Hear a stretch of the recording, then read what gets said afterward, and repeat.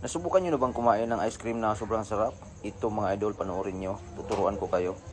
Mayroon tayong kasaba stars na kalating kilo. Yan. 2 kilo sugar. Yan.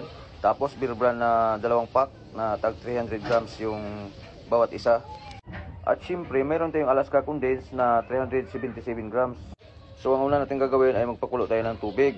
So ang sistema sa pagpakulo ko ng tubig mga idol, so hindi ko na tinatakal. Tansyahan na lang. 6 na litro po yung pagkukuluin natin. Ayan, kung napapansin nyo, ganyan po kadami yung 6 na litro. So habang hinihintay natin yung tubig natin na pinakulo, so maglagay tayo ng gata dito na kalahati mga idol. Yung kalahati na matira dyan, yan yung pantunaw natin sa kasaba. So ayan, tutunawin na natin yung asukal natin. So mayroon palang nagsabi na bakit hindi white sugar yung ginagamit ko. So komportable po ako dito sa wash na gagamitin ko dahil nakakamura tayo at okay din naman yung ice cream natin. Okay din naman sa quality yung ice cream natin. So pwede rin naman kayong gumamit ng white sugar. So nasa sa atin na po yun kung anong asukal yung gagamitin natin. So ayan, tunawin lang natin ng maayos. At pagkatapos matunaw natin yung asukal, isunod na naman natin yung condensed milk na Alaska. So yung paglagay ng Alaska mga idol sa ice cream natin, optional lang po yan. Yan, kung gusto natin na mas malasang malasa talaga yung ice cream natin, pwede natin yung dagdagan, gawin natin 3, 4. Yung gatas natin na beer brand, pwede natin dagdagan din yan. Nasa sa atin na po yun. Pero dahil pang business yung ginawa nating ice cream mga idol, so saktong-sakto lang talaga na kikita tayo. Pero kung gagawa tayo ng ice cream na hindi natin ibibinta, pang konsumo lang natin sa pamilya, lalong-lalo na pag may birthday, so pwede natin yung dagdagan mga idol, yung mga gatas natin, ibap, condense, ganyan. Pwede yan mga idol, kung ano pang mga pwedeng pampalasa na ilagay natin, pwede po yan. So ayan, kung napapansin nyo, so natunaw na natin lahat yung mga ingredients, napaghalo na natin lahat. Yan sa may palanggana natin na stainless. Yan, okay na yan.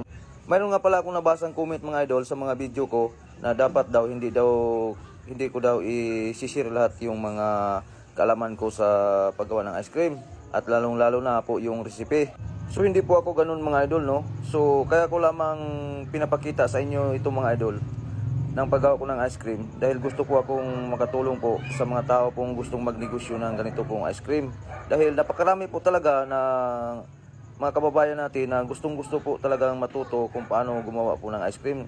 Lalong-lalo na po ito na pangkabuhayan. Pwede natin gawing pangkabuhayan ito. So napakaganda talaga na kahit sa ganitong paraan nakakatulong ka. So masaya po ako mga idol, no, dahil sa mga tao na nagpapasalamat sa akin dahil sa video ko nakakuha sila ng mga ideya at nagumpisa na rin silang magnegosyo ng ganitong ice cream mga idol. So maraming salamat po talaga sa inyo mga idol. So ayan po mga idol, no, naluto na natin yung kasaba natin. So ganyan na po siya pagka mabuhusan na natin ng pinakulong tubig, yung kasaba natin tsaka yung gata. So ayan, kung napapansin nyo, malapot na siya.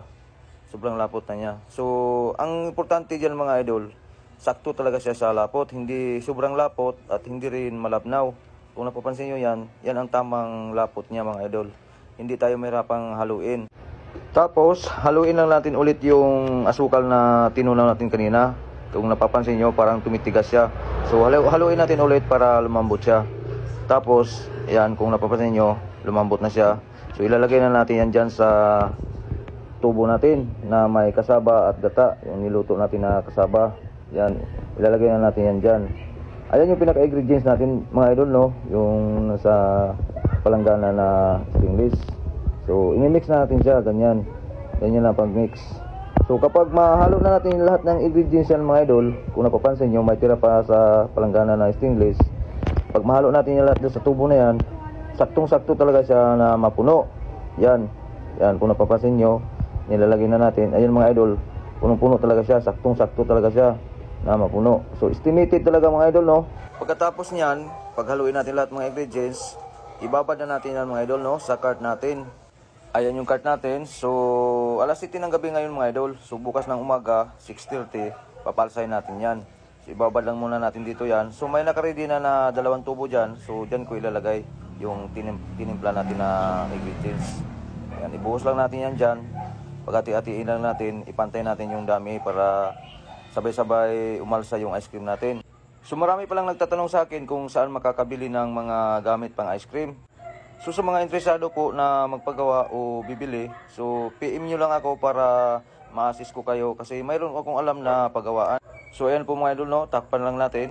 What's up mga idol, so magandang araw sa inyo lahat, kumusta po kayo? Andito na naman tayo sa ating hanap buhay.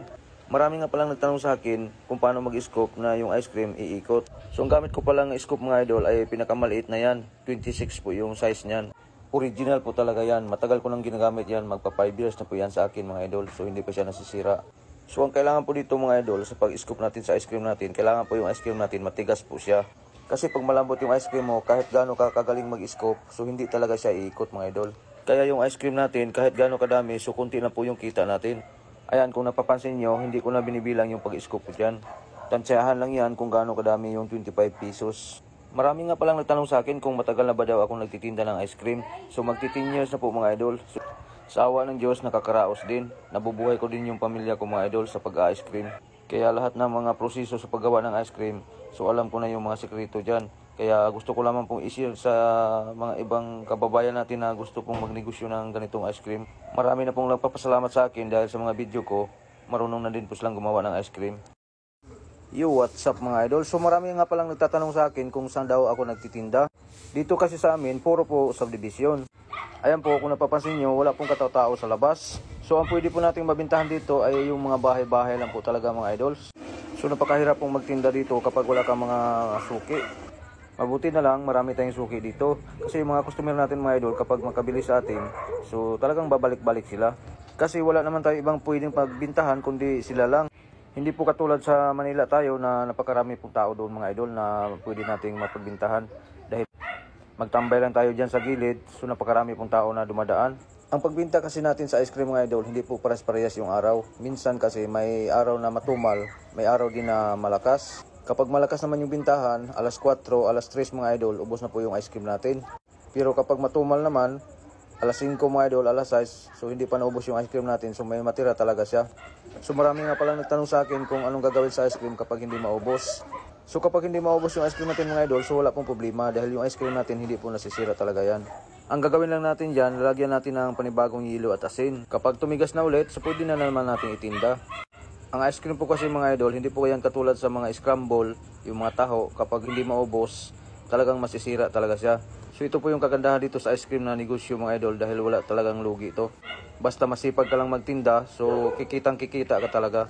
Lalong-lalo na pagka tag-init, so perfect na perfect talaga yung ice cream natin. At marami nga palang nagtanong sa akin kung magkakaano yung ice cream natin.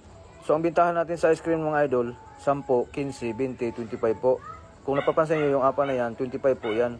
So depende na sa atin kung mayroon tayong mas malaki pang lagayan, so nasa sa atin na po yun kung magkakaano ang binta natin. Kasi minsan kasi yung iba mga idol, na bibitin pa sila sa ganyang kalaking apa. So ang ginagawa nila, mangkok na lang yung dinadala nila o kaya basong malaki mga idol. Pwede 30, pwede 40, pwede 50. So depende na po yun sa bumibili kung magkakanong ipapalagay niya. Ganun po yung bintahan sa ice cream mga idol. Yo, what's up mga idol? Magandang araw sa inyong lahat. Kumusta po kayo? Andito na naman tayo sa ating hanap buhay. So marami palang nagtatanong sa akin mga idol kung anong oras ako magtitinda. Pagkatapos kong gumawa ng ice cream, so magtitinda na naman ako. Ang oras ko sa pagtinda mga idol, alas 10 talaga. Yung oras na yan, sakto talaga sa pagtinda natin ng ice cream. Dahil yung mga tao nakapag-almusal na sila sa mga oras na yan. So siyempre, pagdaan natin sa ice cream natin, bibili na sila. Kapag masyadong maaga pa kasi tayo magsimula magtinda, so yung iba kasi hindi pa naka-almusal, lalong-lalo na yung mga bata. So hindi pa makakabili ng ice cream natin. So sayang po. So ayan mga idol, kung napapansin nyo, mayroon tayong tinapay. So isasabit ko lang yung tinapay natin dyan para makikita talaga sa mga customer natin. Hindi po talaga ako pwedeng magtinda kapag wala akong tinapay. Kasi yung mga customer ko, nasasanay na po sila sa tinapay. Hindi na sila bibili kapag walang tinapay. Mayroon nga palang nagsasabi na mura lang daw yung ice cream ko. So depende po yan sa lugar mga idol, no? Sa amin kasi dito, nasasanay na yung mga customer namin sa presyo namin. So sa ibang lugar kasi, mahal talaga, lalo na sa Manila mga idol. So hindi naman tayo pwedeng mag-increase ng presyo agad dahil yung mga customer natin, maninibago yan sila dahil sila lang ang bibili sa atin, wala nang iba. Ayan, kung napapansin nyo yung apa na yan, yan, 25 po yung apa na yan. At marami palang nagtatanong din kung ilang scoop yung 25 pesos.